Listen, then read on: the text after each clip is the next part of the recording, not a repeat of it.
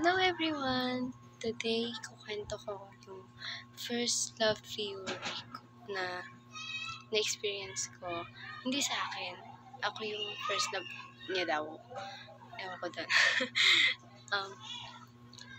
Ano siya, very recent lang siya, pero grade 10 ko pa siya last na nakausap. And walang kami, pero yun nga, nasa talking stage pa lang kami nun, pero kiss na siya sa akin. So, ayan na. Nag-start na tayo! Trigger alert, cringe. So, yung guy kasi, tawagin na lang natin siyang si L. Si L, classmate ko siya ng grade 10.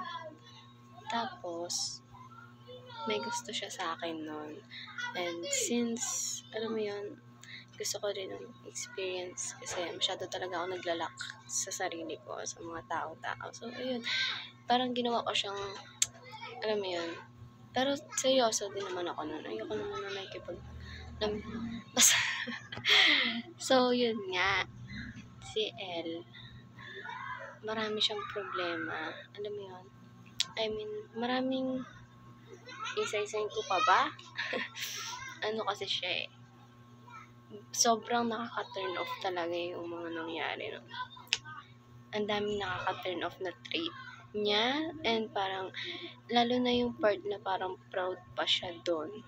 Okay. So, ayun na nga. Fast forward tayo. Diba, nag-usap nga kami, na-turn off ako. Marami siyang ginawa na hindi mo talaga mapapagbigyan na isa-isang sorry lang. Like, hindi na talaga So, fast forward tayo sa ngayong araw. Nung ano lang to eh. Basta ngayong month and ngayon din 2025. Nag-chat siya. Ito. Screenshot. Ito yung screenshot.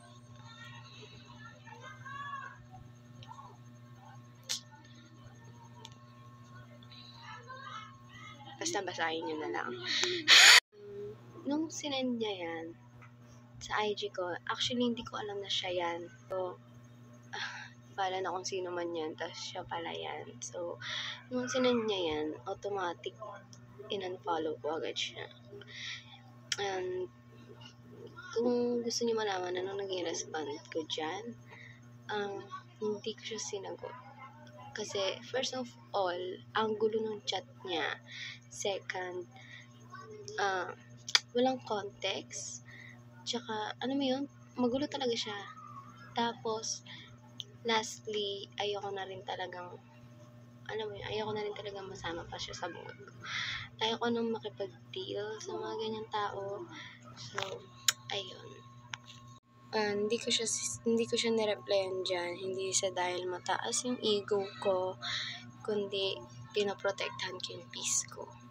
And, yun yung, matagal ko na itong na-realize, matagal na itong realization na to, pero, yun nga, since ito yung topic sa assignment, so, ang na-realize ko dito talaga, yung mga lalaki niyan, alam mo, hindi talaga ako naniniwala na first love niya kuno ako.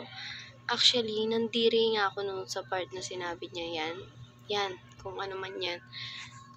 Like, girl, proud ka pa ha. Yung realization talaga dyan, yung mga lalaki, hindi ko nila lahat. Pero madalas sa mga lalaki, saka lang sila magagaganyan kapag napagod na yung kausap nila. Kapag ayaw na, magugulo ka sila. Alam mo yun? Actually, sabihan man nila mataas yung ego ko, mataas yung tingin ko sa sarili ko, I don't care. May standard ako. And matagal ko na yung kinikip sa sarili ko. So, kapag tapos na tayo, tapos na.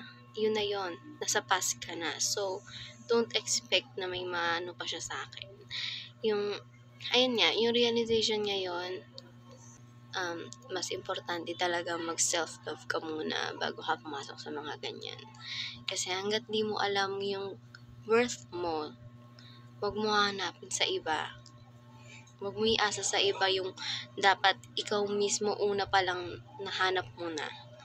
Okay? Walang mas nakakakilala sa sarili mo kundi ikaw lang. Know your worth, guys. Thank you po. So, I hope you enjoy listening to my story. And may SS pa yan, so dapat talaga mag-enjoy kayo. Bye!